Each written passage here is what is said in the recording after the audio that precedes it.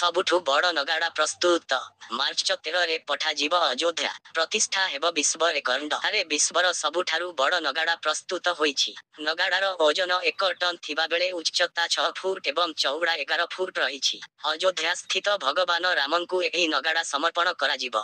एहा सहित एठारे पुणी थरे विश्व रेकर्ड प्रतिष्ठा हेबाकु जाउछि। एही नगाड़ाकु महाशिवरात्रि पर्वरे पूजार्चना करा जाई भगवान रामंकु समर्पण कराजिब।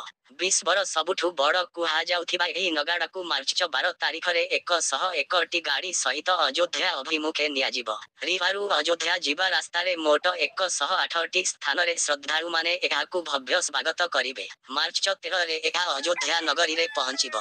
गत वर्ष महाशिवरात्रि समयरे मध्य रिवारे एक रेकर्ड प्रतिष्ठा करा जाइथिला। एठारे 1100 किलोर एक कड़ेईरे 5100 किलोर महाप्रसाद तयारी होइथिला, जाहाकु एशियार सबुठारु बड़ रेकर्ड बोली विवेचना करा जाइथिला। एबे एही कड़ेईकु नगाड़ा रूपरे बदलाई दिया जाइछि। वाराणसी ओ रिवारु कलाकार माने आसी एठारे कारीगरी काम करिथिले एवं एहाकु नगाड़ा रूपरे बदलाइथिले।